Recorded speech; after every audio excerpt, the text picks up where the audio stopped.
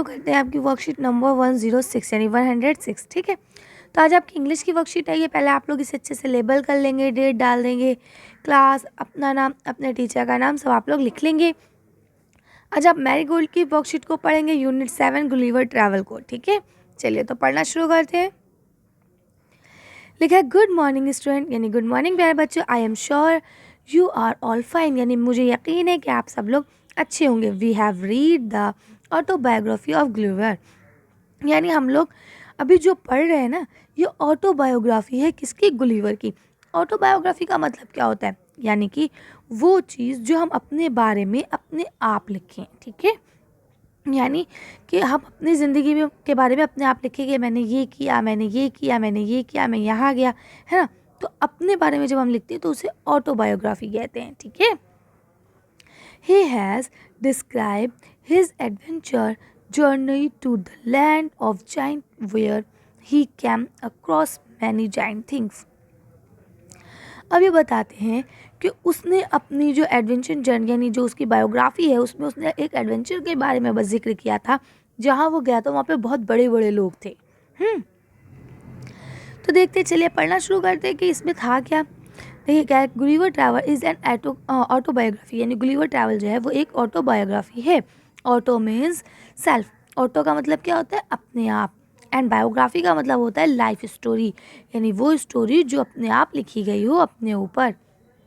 So an autobiography is the story written by a person about his life event यानी हम कह सकते हैं कि ऑटोबायोग्राफी एक वो चीज़ है जो एक स्टोरी एक इंसान अपनी ज़िंदगी के ऊपर अपने आप लिखता है, ठीक है।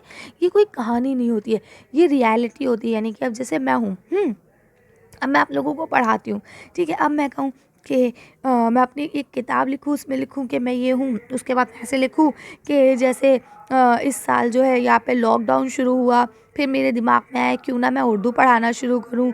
देन मैंने उर्दू पढ़ाने के लिए एक यूट्यूब पे चैनल बनाया।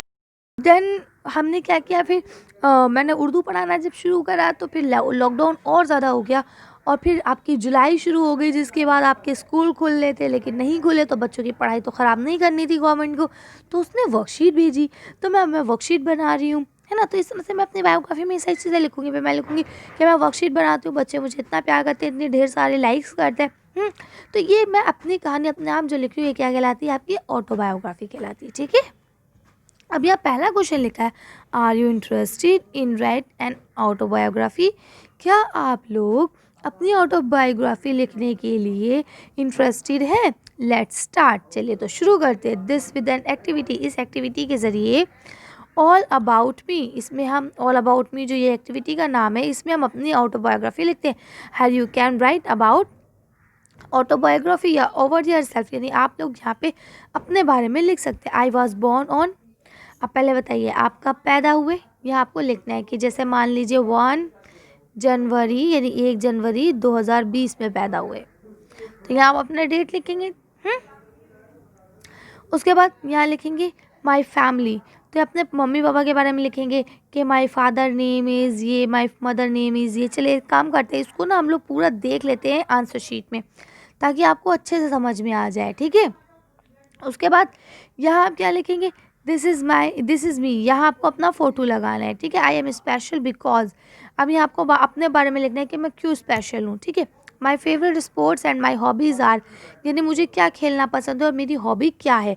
तो चलिए एक काम करते हैं, इन सारी लाइन्स को हम लोग एक आंसर शीट पे देखते हैं ताकि आप आसानी से लिख लें। तो देखिए अब ऐसे लिखेंगे आई वॉज बोर्न ऑन, अब यहाँ आप अपने डेट ऑफ बर्थ लिखेंगे, आपका बर्थडे कब आता है, ठीक है। उसके बाद माई फादर नेम इज़, यहाँ पे आपको अपने पापा का नाम लिखना है। माई मदर नेम इज़, यहाँ आपको अपनी मम्मा का नाम लिखना है, ठीक है। फिर ना आई हैव सिस्टर्स, यानी आपकी कितनी बहनें, अगर 2 3 4 तो आप यहाँ पे सिस्टर्स लिखा रहने देंगे, और अगर आपकी सिर्फ एक बहन है तो यहाँ पे एस काट देंगे, है ना, कि मेरी सिर्फ एक बहन है, ठीक। उसके बाद लिखा आई हैव ब्रदर्स, अब अगर आपके एक से ज़्यादा भाई हैं तो आप ब्रदर्स लिखेंगे, अगर एक ही भाई है तो यहाँ से भी आप एस को हटा देंगे, ठीक है।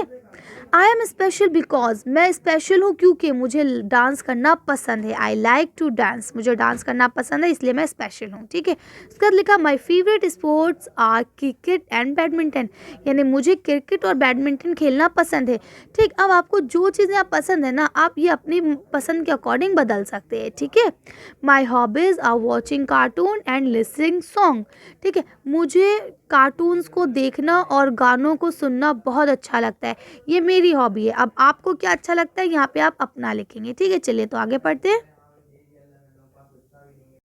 देखिए आपका यहाँ क्वेश्चन नंबर बी दिया है, Gulliver found the giant farmer voice as loudly thunder. ठीक है, यानी वो एक बहुत बड़ा सा फार्मर मिलता है उसको, जिसकी आवाज़ ना बहुत बहुत भारी है, जो कि ऐसा लगता है जैसे तूफान जैसी आवाज़ है ना। तो देखिए लाउड जो है यानी तेज़, लाउड माने क्या होता है, तेज़। तो लाउड जो है वो एडजेक्टिव है, यानी वो तेज़ है। हम लोग पिछली वर्कशीट में पढ़ चुके हैं कि एडजेक्टिव्स क्या होता है। And describe the word thunder, यानी जो थंडर वर्ड को डिस्क्राइब करिए। थंडर क्या है, नाउन है। अब इसी तरह से यहाँ लिखा है fill in the blanks using the word giving in the help box, ये वाला है ना, one has been done for you. अब आपको ये हेल्पिंग बॉक्स में से वर्ड्स को निकाल के यहाँ पे सारे फिलअप करने हैं, जैसे कि my hair is as soft feather, यानी मेरे बाल जो हैं वो एक पर की तरह, सॉफ्ट पर की तरह। ठीक है, इतने सॉफ्ट है मेरे बाल। अब आपको क्या लिखना है, तो अब आपको इसमें से यहाँ देखना है, जैसे अब सॉफ्ट तो हो गया। ठीक है, अब लिखा है रोहन इज़ एज लॉयन, यानी तो क्या आ जाएगा, ब्रेव। रोहन बिल्कुल शेर की तरह ताकतवर है। ठीक है, अब क्या आएगा, her teeth are as snow. ठीक है, तो उसके दांत जो है स्नो की तरह, क्या है, स्नो क्या होती है, सफ़ेद। तो यहाँ क्या आ जाएगा, वाइट, यानी उसके दांत जो है स्नो की तरह जेंटल वाइट है, यानी बिल्कुल क्लियर है। ठीक है, तो ये जेंटल वाइट आ जाएगा। यहाँ आप लिखेंगे यहाँ पे क्या आएगा, ब्रेव, BRAVE, ब्रेव। ठीक है, और इसमें क्या आ जाएगा, टीथ में जेंटल वाइट, ये पूरा यहाँ से जेंटल वाइट। ठीक है, उसके बाद लिखा है my grandmother is as a lamp, यानी मेरी ग्रैंड मदर जो है वो एक किसकी तरह है, बछड़ी की तरह। लैम्प माने क्या होता है, बछड़े, है ना। तो बछड़े की तरह क्या है मेरी ग्रैंड मदर, जल्दी से बताइए। ये आपका आ जाएगा कि बहुत ज़्यादा बिजी रहती हैं। ठीक है, उसके बाद देखिए यहाँ लिखा है Shabnam walk as a, Shabnam कैसे भागती है, स्मॉल स्नेल, यानी कि बहुत स्लो चलती है वो, है ना। स्लो एज अ स्नेल, यानी कि जैसे कि एक स्नेल चलता है ऐसे ही वो बहुत ज़्यादा स्लो चलती है।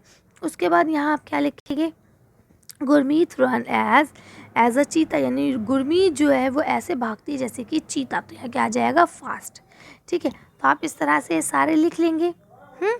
चलिए, तो आपको पता चल गया ना कहाँ पे आपको क्या लिखना है। चलिए अब हम लोग आगे पढ़ते हैं। यहाँ क्या लिखा है, द टीचर, कि आपके टीचर्स को दिया गया कि आपको अच्छे से समझाने के लिए इसे और अच्छे से क्लियर करें। उसके बाद आपके पेरेंट्स को दिया गया है कि बच्चों को बताइए कि मौलाना अब्दुल कलाम आज़ाद का जन्म 11 नवंबर को राष्ट्रीय दिवस के रूप में मनाया जाता है।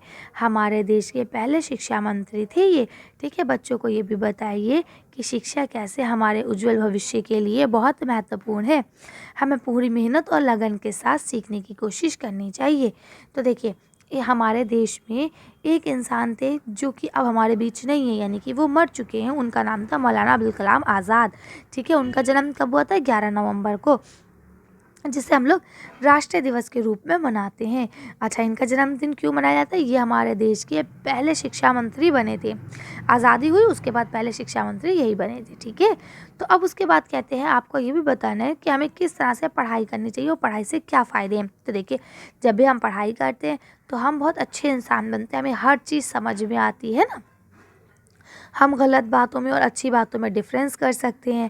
तो इस तरह से आप लोग इसे लिख लेंगे। चलिए, तो आज की वर्कशीट को हम लोग यहीं खत्म करते हैं। आज की वीडियो में बस इतना है। अगर आपको हमारी वीडियो पसंद आई हो तो प्लीज़ इसे लाइक और शेयर करें। अगर अभी तक आपने हमारे चैनल को सब्सक्राइब नहीं करा तो प्लीज़ हमारे चैनल को सब्सक्राइब करें। Thank you for watching.